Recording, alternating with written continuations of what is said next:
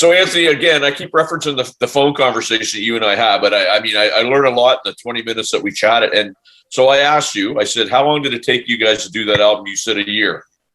And I said a year. And then you explained to me the process. And you said that Jake brought in a bunch of guitars and a bunch of amps.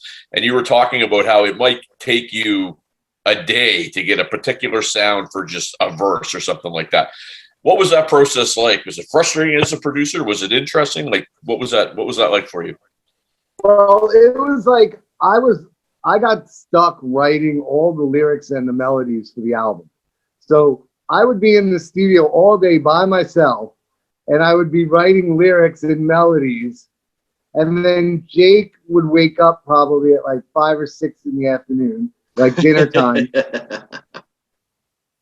Tyler would roll into the studio somewhere around 10 or 11 o'clock, and then they'd work overnight. And Tyler's my son, and he's a great engineer. And him and Jake work really well together. So I would basically play them what my melody idea was for that song. And then Jake would be like, yeah, this is great. This part, you got try changing this part a little. This part's too busy or whatever. I would write lyrics to it. And then once that was done, Darren would come out and Darren would sing. So I had to work with Darren during the day, and Jake and Tyler through the whole process were working at night. So we had this thing called the Guitarsenal, and our a lot of the guitars were Jake's, and a lot of the guitars were owned by our tour manager, this guy Dave Chassan, and he probably had about 30 vintage guitars, like 52 Tellys, 57. 2 Strats, 57 Gretches, like, I mean, it was insane. SGs, like, everything was vintage. And then we had all the different heads, the Marshalls, the old Laneys.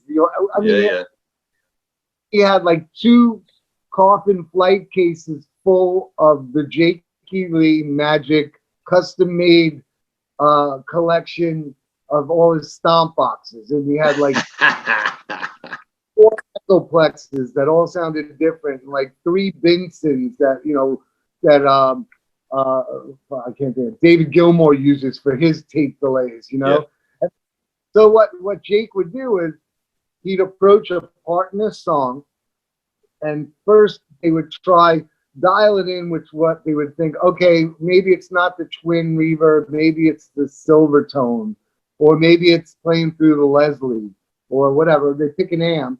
Then they would try to get an amp guitar combo happening. And they would go through all the guitars to hear how each guitar sounded playing that part. And then once they narrowed it down to like 3 or 4 guitars, then they'd get into the pedals. And then they would lay out like 5 or 6 pedals, try them in different orders, try them like plugged in, try them with batteries, try them like, and then finally, when they found that magical combination for that one part, he would lay down the part. Literally, it would take him like 30 seconds to play the part because he's Jake. And then they'd go and start all over again for the next part in the song.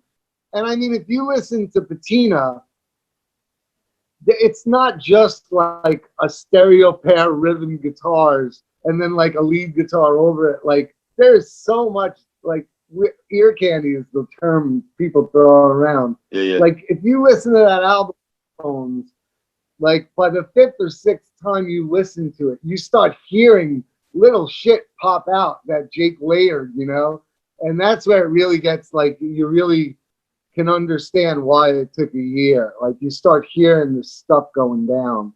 So that I would go back and like in the morning when I would wake up, they'd be coming out of the studio. I'd be like, you get anything today? Like, did you figure out? Sometimes it would take 2-3 days just to get the guitar sound. I mean, and the playing part, if you probably took all the time that the record light went on and Jake actually played, it probably took a week for Jake to actually play it. But it took a year just to go through all, because he had so many options, But Anthony, that's a cool story because, I mean, this is why I miss the big LPs. You know what I mean? If you could read the producer's notes to hear that story, because Sean and I are like that, we're purists, like we're old school purists. We like real shit. You know what I mean? But if you have one of these Line 6 modulators that could do all those combinations pretty close digitally, you think it'd be so much simpler. And if you didn't know that story behind it, you think that's what he did. He's used some modulator to have the right amp and stomp box combo with this emulated guitar, and that's what he did. But the truth He is, tried the Kempers. They don't sound the same. No, they don't move air. Exactly. Rock is about moving air, having all the speakers going the same, pushing that air. And those little digital things sound dinky when you put them next to real analogs. And I mean, it's we try to make an album, which most people don't make nowadays. They'll make like have 2 or 3 singles and a bunch. And a lot of people make albums like in a weekend or 2 weekends nowadays. And then, you know, they'll like, the drummer will do his drum tracks in LA, and then the guitar player will do his rhythm tracks at home in Chicago, and the singers like down in Florida. And then it never sounds together. It never sounds like, and we wrote it, recorded it, and actually Max Norman mixed it. All in this room. Like it was a cohesive, and then we did the photo shoots for the album on the ranch, and then we did the two of the 4 videos we did were shot in my barn. Like my set design talent from work, I built the Speedbag set in my barn, and the Havana set is in my barn. Like we made those sets. Cool. Like the label was like, here's a couple grand, go make 4 videos. We're like, what? Like, so with all that, please tell me the drums for that album were done a lot quicker than the guitars were. Oh yeah, there were a couple spots that actually when we were writing the record, like the chorus in Speedbag is so backwards that you have to lead the tom fill with your left hand to make, because it's in 3 and it's weird and it turns around. And most drummers always lead with their right hand on fills and stuff. So Phil, that was like a real thorn in Phil's side, because Jake actually got behind the kit and while we were writing the record and showed Phil exactly how to play it. Okay. And so Phil was like, if Jake can play it, I can play it. So the rehearsing at night, obviously, because Jake doesn't do anything during the day. So Phil was getting up in the morning, walking the 100 yards from the house to the studio, and he'd be out there all day trying to work out that drum fill. It was cool. Wow. So what's the next project that you're working on? What's a new thing for you now, Anthony? Well, I mean, I'm in the middle of a bunch of stuff. I do this thing for this label called Legacy Artists, and it's the Voodoo Wise Guys, and they do these songs where it'll be like the whole band will be seasoned musicians, and then one new guy who never was on a record before will play an instrument or a vocal or on the track, and then I get all the tracks and I have to mix them. I play bass on some of them. I did one first song we did was a song called Cherokee, and it had George on it, Lynch, and it had Frank Hannon from Tesla on it, and a new guitar player from Reno named Greg Gordon is really good, and Joe Retta sang it, and so that I've been getting like, you know, Gary Hoey did one song, a really cool blues song, and then I'm working on one now where I played bass on it and Brian Tishy played drums. Nice. And I think Robert Mason's going to sing on it. And we're looking at hopefully it looks like Gilby Clarke and Warren D. Martini are going to do the solos. Wow. So it's like that's one thing I'm doing. Then I'm working with this other band out of Connecticut called the War Brothers. Yeah. That's been my main focus for a while. They're a great new band. They're young. They're four brothers, two sets of twins, 2 years apart. Oh, wow. They're very Van Halen-ish. We did a 3-song EP, and we loved working with each other so much that now we're doing a 10-song full length. And like they did a cover of Time of the Season, Van Halen style, with all the harmonies and stuff. And they're a really great band. And I'm hoping that they can be the new wave of metal for young kids to grab onto, kind of like what Greta Van Fleet did with the 70s rock stuff. Like it seems like the 70s rock stuff had like Rival Sons, Dirty Honey, Greta Van Fleet, you know, that 70s kind of stuff. The next progression would be 80s, which would be Guitar Heroes, like really, really shredding, playing 80s style shredding, not nowadays, you know. Yeah, yeah. Where it's gymnastics, you know, like 80s style in the context of the song. Van Halen, Rat, you know, Scorpions, Randy Rhoads, yep. Yeah, Randy, totally Ozzy, you know. And I'm excited about that. And then I'm doing another kind of Skinner-ish kind of band out of Jersey called Dogs of Reason. They're really cool. Okay. And then right now I have on the board, I'm working with this singer out of Florida named Angus Smith. And it's very Blackberry Smoke-ish kind of vibe, you know. I'm mixing that. We did 4 songs and I'm in the middle of mixing that right now. Pretty cool. Well, I'm gonna try to get a hold of John from War Brothers. I did hear their stuff. You turned me on to that, and very, very cool stuff. They're a talented band for sure. Sorry? What songs did he play? They had some stuff on the face. I never got a hold of it, but he had some stuff on the Facebook page. Now it was live, but it sounded really cool. I haven't heard the actual recorded stuff yet. But the stuff that they had on Facebook was cool. He isn't getting back to me yet, Anthony. He isn't getting back to me yet. I'm keep trying. Musician. Yeah, exactly. Exactly. You're going to get between 11 o'clock at night and 6 o'clock in the morning. That's right.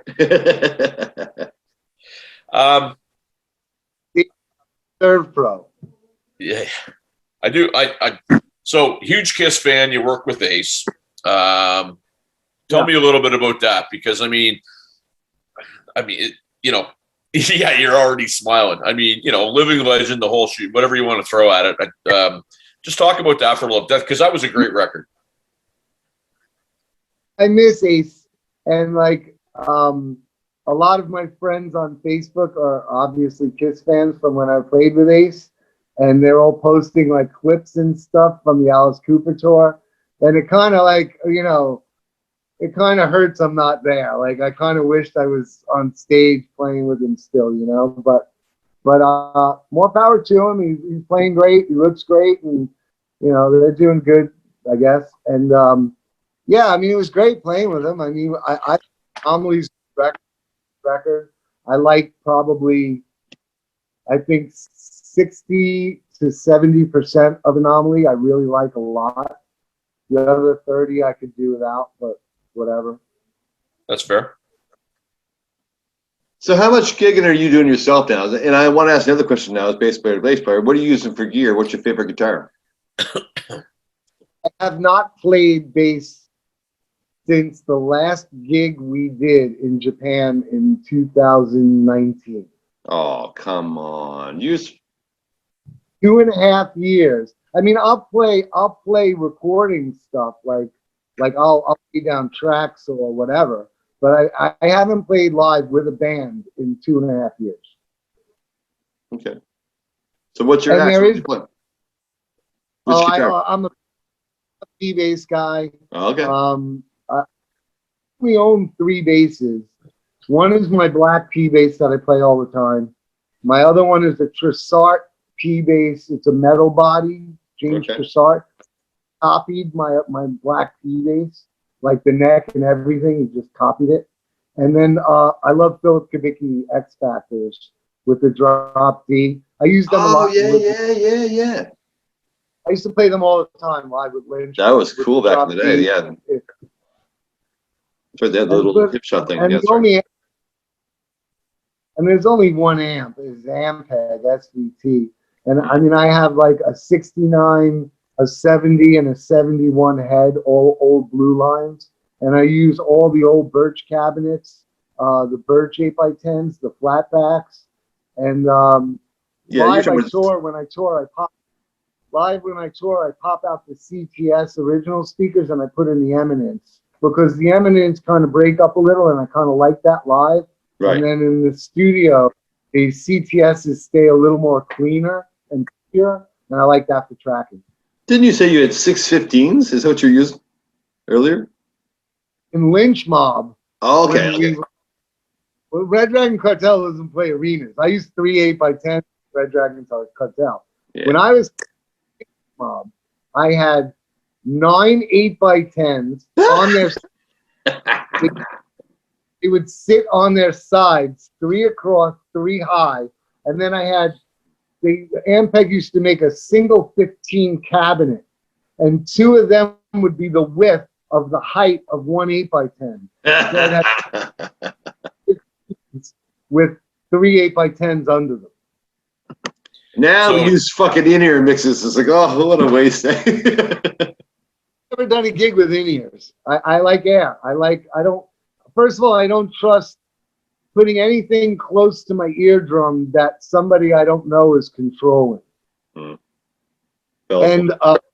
we like the sound of wedges and the band live on stage. And you could always wander around stage to find a sweet spot. Whereas with in-ears, it follows you wherever you go.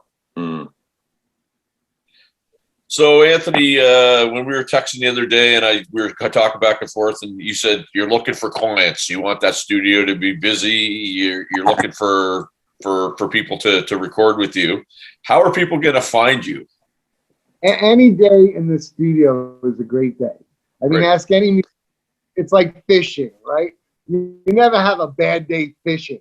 You never have and it's kind of like, I would love to work, 6 days a week. And the thing is, it's kind of like, I know I'm like 2.5 hours west of New York, an hour and a half west of Philly or Baltimore. And I'm right below Harrisburg, right above Gettysburg, and then there's Carlisle and York.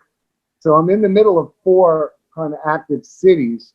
But I understand that for me to get clients requires clients to be able to travel, A, and B, to offer a price that can offset travel. Whether it's they have to fly in and I pick them up at the airport and they stay 4 or 5 days, I have to keep my rates with flights in mind or gas to drive out nowadays in mind, And I'm very aware of that, and I don't charge an insane amount, I'm very easily found. I mean, you get me on Facebook. The studio's called Scenic Arts, which is a twist off my art director days, because when you're on set, you're a scenic artist. So I made it Scenic, and I had the company for my art company, so I just figured I'd roll the company and have a music division. So I named the label, the studio Scenic Arts. And there's a Arts, and Scenic Arts has a Facebook page, and I have a personal Facebook page, and I have a music Facebook page. So I'm pretty easy to find. Well, we want people to find you for sure, and it doesn't matter if you have money, because you could be a plumber now, I guess, or an electrician. You have a horse farm, maybe someone could shovel shit. There's ways to barter for Anthony's services, is what we heard earlier. So the process. I have an old bank barn, which there are a lot of around Pennsylvania. And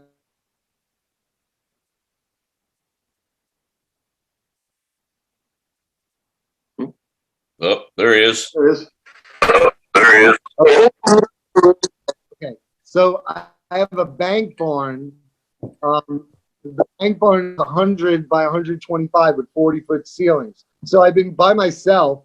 I've been framing out 7 bedrooms, a sauna, a bar, a home theater, and an arcade, so that all the bands, when it's done, can stay there instead of staying in my house. Why don't you book Anthony's studio? We're going to put some big posts on this for sure, brother. We're going to try and pump up your business a little bit as best as we can. Because, I mean, really, you're central North America. It doesn't matter where you're coming from. If you're coming from Toronto or Halifax, or you're coming from Florida, or you're coming from Texas, so you're pretty much central. You're right above Washington. Like, people can find you pretty easy, and it sounds like it's going to be worthwhile to get there. Yeah, I mean, the War Brothers are from Connecticut, and they drive down. And they'll drive down like a Friday afternoon, and then we'll record Saturday, Sunday, and then they'll leave Sunday night and go back to work, and we get a lot done. I like working with bands from the start, like I've been asked a lot to mix, which I'm not, then I got to deal with somebody else's sounds and drum sound, guitar sound. I'd rather get like in the nitty gritty with a band from the first get-go, where we're pre-production and arranging the songs and trying out new kick drum patterns and snare patterns and hi-hat patterns and different rhythms on the guitars and maybe, oh yeah, okay, that's great, but let's make that the pre-chorus and write a new chorus top that, I like starting from scratch and then recording and developing it with the band. It's great. It's fun. Yeah, that sounds the way, to me, I think Deshaun too, that's the way it should be done. I mean, it's to your point, you have a 4-piece, 5-piece band, your producer now becomes the 4th or 5th or 6th person in the band. And to your point, the master guy is going to be the 7th person. So yeah, you need somebody there the whole time, right? Another thing that I do, I charge by the song. I don't charge and obviously as the more songs you do, it is per song, but like, I hate when musicians are watching the clock and like singers are getting frustrated because they can't get it and they're watching the clock. Oh, this is costing us this amount. Yeah. Guitar solo costs us this amount of money, and then it becomes about money. This way you talk about money in the beginning and then you never talk about money again. Right. And it's all about the music and the focus on the music and the creativeness and getting the music to where everybody's excited about it, Well, if you're watching the clock, you're stifling your creativity without question. You know what I mean? What would you charge Jake now for a year's worth of studio time? Oh my God. Not paid. Well, listen, sir. Yeah, exactly. I want to thank you for doing this, man. And you, like I say, you and I have been chatting a lot. And I'm hopefully going to start funneling some stuff your way with the things that I'm doing. So what's coming up over the next bit? You mentioned a couple of things. What are you going to be working on that people might be able to hear or grab, or I hate to say download, it's a dirty word. I played for a minute back in the late 90s with a couple of the Ramones guys. And me and Alex Kane from Life, Sex, and Death, the guitar player, we're trying to get Marky in the studio to do a Marky Ramone record, which is something I love to do, being a punk rocker at heart, and there's that. And then hopefully, I'm still waiting on Jake.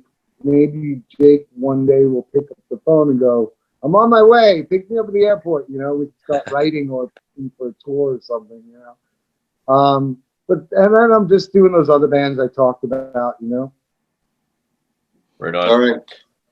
Well, to me, it's a pleasure meeting you here tonight, virtually. Anyhow, Anthony, I like to get down and see this 7-room sauna arcade place by itself. It sounds like a kind of a cool place to hang out, right? Building, come on down. All right, thanks, man. And Dave, stop recording, but we're gonna talk to Anthony so the people can't see it for a second. Ah, there you go. They call this the inner sectum. All right. So for all the rest of y'all, peace out. Bam.